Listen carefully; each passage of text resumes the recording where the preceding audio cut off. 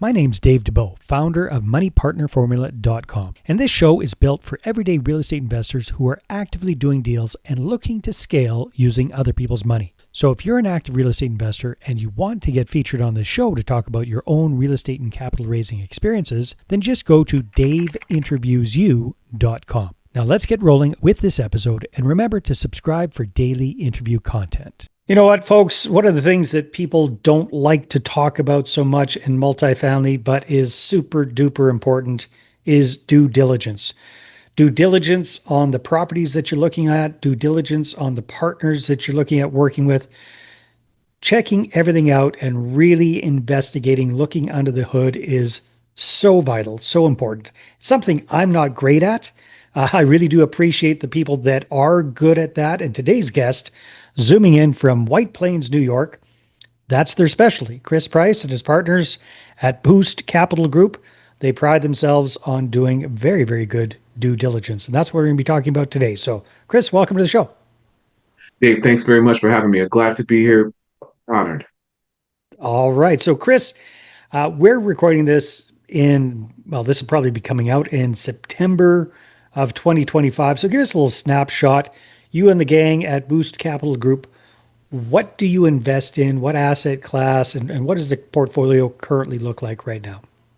So thank you again for having me on. So at Boost Capital Group, we are focused on two key asset classes currently. One is multifamily, and the other is self-storage. And we focus predominantly on multifamily in key markets throughout the United States. And many people know that as the Sun Belt. So everywhere from the Carolinas through Texas and Arizona. And right now, our portfolio is standing. We've helped investors actually invest in properties in 12 different properties, Nice. totaling about $400 million in value. And we have that is our key focus. We are making sure that we can help our investors get that diversification, as busy professionals, get that diversification in investing in alternative assets like multifamily. And in the self storage space, we have a little bit more variability. While we do focus on some of those same focus markets with respect to the Sun Belt, we do have a little bit more flexibility there, where we focus on the Midwest as well. Okay, very good. So, Chris, multifamily apartment buildings, they've gone through some major turmoil over the last few years. A lot of syndicators have been, and their LPs have been negatively affected. How has that all kind of washed out for you guys at Boost? As you mentioned, we are certainly, we've been in this space for some time now. And like many syndicators or fund managers that have been in this space, there are definitely some areas there where there's been some concern, to be transparent. Mhm. There are, of course, deals that are performing well, and that some of the operators and that we've chosen to partner with and work with have done well, and they were able to position themselves properly and for the volatility and the interest rates that came from 2022, through the 2024. And then there are some operators who perhaps did not prepare as well. And as a result of those things, some of the properties are in some distress. Some are looking at opportunities to be able to adjust and focus on getting the properties back into good standing, so that we can help preserve investor capital. But yeah, this is something that's really important. But Yeah. what's most important about this is that, as fund managers, we are interested in making sure that we learn from some of these experiences, so that we can help utilize that information, those learnings, to help position ourselves and our investors in better positions as we continue to move forward. Well, that ties right back into the whole due diligence thing, right, Chris? So based on the experience and what you guys have learned, what are you doing differently due diligence wise moving ahead, looking at deals, looking at sponsors? What what's the difference between now and back in the heyday? Yeah, so what we're doing differently now is we're focusing on working with those operators who are vertically integrated. And Mm, that vertical integration, while it's not the magic bullet, we do find vertically integrated operators who have a span of control throughout all aspects of the deal, from the acquisition to the property management to the asset management to all of the financials and everything in between. We've seen in our experience that that has a really solid influence on the performance of the asset and the strategies on the go forward in terms of how, in the event of any distress or any movement that needs to take place, these operators are able to pivot and move it in a way that those operators who are not vertically integrated perhaps are not as nimble or agile to be able to pull those things off. And so we've noticed that in our portfolio that those vertically integrated operators do have that opportunity or have that ability to position themselves in better situations. And this is not a one size fits all. This is not to suggest that those operators who are not vertically integrated could not or did not do some of these things, but that what in our particular investment portfolio, we found that vertically integrated operators have better positioned themselves to be more resilient more through this flexible. time. Yeah. Exactly. Well, compare and contrast that for me, if you would, Chris. So, without naming names or anything, but maybe show me an example of a non-vertically integrated operator or group of co-GPs, I guess would be in that case, how that can go awry versus a well-organized vertically integrated operator. Yeah, so in a situation where we have a non vertically integrated organization or operator, we're dealing with, as you mentioned, a group or conglomerate of multiple co-GPs.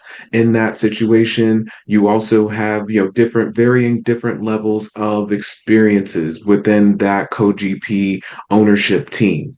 You're Yeah. dealing with a situation also where you have folks who may not exactly be understanding or knowledgeable about what is required when it comes to the asset management or the property management. And then that sort of fragmented organization, they are not keeping their eye on the ball, so to speak, as intently as a vertically integrated organization with people overseeing that function of the property as closely as a vertically integrated organization is or does in our experience. And so I found that in the experiences with the vertically integrated operators, where they have not only a dedicated team of professionals focused on the asset, the property management, the asset management team, all of those parties are well oiled and working very well together to help ensure that the property and its performance and the things that come with asset management are really very closely watched. And I've recognized that in those situations, the properties have certainly performed at a higher level. And then that is not, again, that also includes the leadership from the top, from the lead operators in the deal. The At lead the sponsor. firms and the lead sponsors, exactly. We are seeing that those folks and the teams at the helm with that experience to know how to navigate in the moments of success or in the moments of crisis, how to pivot and how to be able to position themselves and their portfolios in the best way for their investors.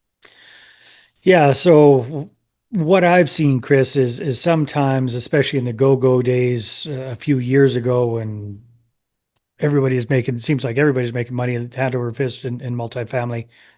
You got a lot of people jumping into multifamily courses and masterminds and trainings and all that kind of stuff. And then a whole bunch of inexperienced newbies getting together, doing co-GP deals on multifamily properties, maybe teaming up with one person that's got a bit more experience, but they're all kind of co-GPs and they divvy up the responsibilities amongst them when really, several of them don't know what the hell they're doing.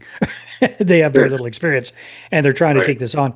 Then the you know what hits the fan, and it's only as strong as the weakest link, and there's sometimes several weak links in that asset management group amongst the co-GPs, and that's where a lot of problems have arisen. Is that kind of what you're alluding to? Is that what you've seen? That's exactly what I'm alluding to, and Yeah, this is one of those situations where you have people that are learning on the go. And when yeah. you have a situation when people are learning on the go and they don't yet have that experience, Or it granted, then goes wrong, or exactly stops when going. it's Yeah, that's right. When things are going well, it's all gravy.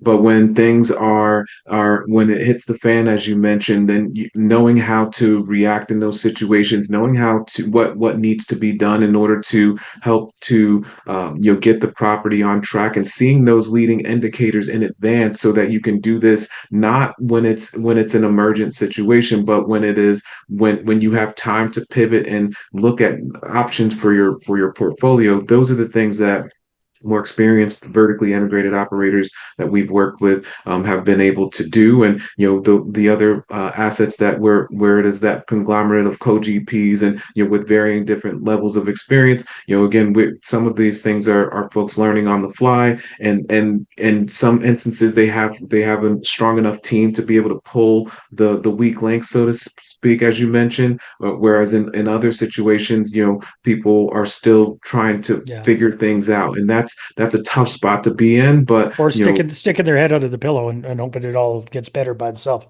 So that's let me right. ask you this, Chris. So these days, when you're looking at doing a deal, or you're getting involved in a new uh, project, how does it kind of work? So you talk about working with a vertically integrated company. So is it one main sponsor and then just like a fund of funds, a number of people with funds of funds getting involved that way versus like the co-GP thing? How does it typically work nowadays?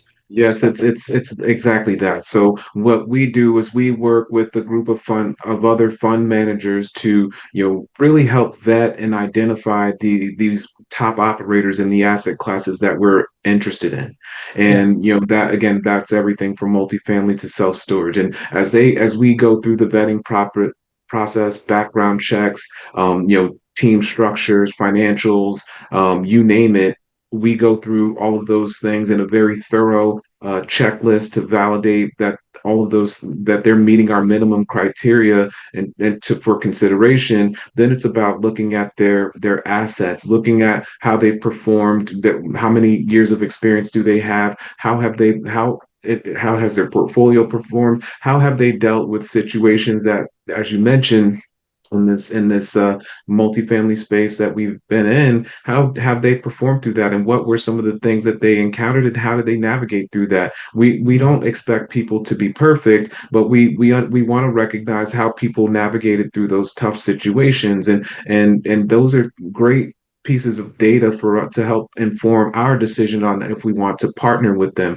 Once we've done that, then we align on selecting that sponsor that we're going to work with in the particular asset class. We align on certain capital raising metrics that we want to achieve. In our situation, because we're a fund of funds and we raise some reasonable capital, that allows us to negotiate more favorable terms with the operator, so that we can say, give our investors a higher equity multiple, or a little bit more cash on cash return, so that sweetens the deal for them to invest via us through our fund of funds, versus going directly to the operator. And then, Mm. of course, our investors are relying on us to do that due diligence and vet these operators, vet these opportunities, so to make sure that it's aligned with our investment criteria, which they are subscribing to.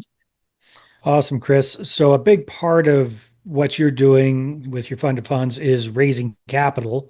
And some folks are finding it a little bit more challenging these days, especially in the multifamily space.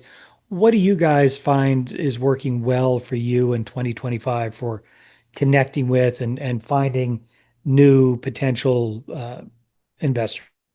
Yes, this is such a key point to, and one of the things that, as we we had some success in 2024 and with some, great opportunities where we were able to help investors and invest in, and that was great. But to your point, we definitely met many challenges with capital raising in 2024, and in 2025, it is no different when it comes to, just, how people are a bit more skittish with what's going on out there, Yeah. not just in the real estate market, but in the broader economy, the volatility that's happening, there are policy changes that are affecting how decisions people make, inflation, so on and so forth. And economically, in the US, things are so volatile and so, and people can't really nail things down, where it's making them a bit more conservative in terms of where and how they allocate their money. And so Mm. one of the things that we thought about as a team coming into 2025 is that we wanted to focus on investor education. How can we help our investor base and those people who want to consider us as partners, or any other operator or fund manager for that matter? How can we help them become more knowledgeable as it relates to passive investing?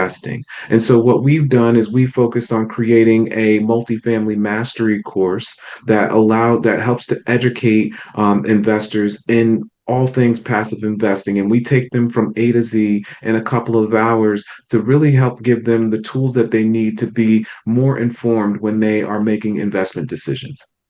Yeah, that's really, really smart, Chris. Well, awesome, my friend. Time flies when we're having fun. So if people would like to connect with you and find out more about you and Boost Capital Group, where should they go? Well, yeah, I'll end with what we were just talking about. What we want to help people get educated in this space, and so one of the things that we've done, our course offering is typically $497, but for guests who listen to your podcast, we are going to allow them to access it for free. And so all folks have to do is go to boostmycapital.com/course and enter the coupon code profit25, profits 25, that is, they will be able to access the course for free. That's very cool. Awesome. Chris, thanks for being on the show. Thank you for having me. All right, everybody, take care, and we will see you on the next one. Hey there, I really hope you enjoyed that episode. And as always, if you want to listen to more daily interview content, make sure you subscribe. And if you're an active real estate investor and you're doing deals and you'd like to get featured on this show, then just head over to daveinterviewsyou.com.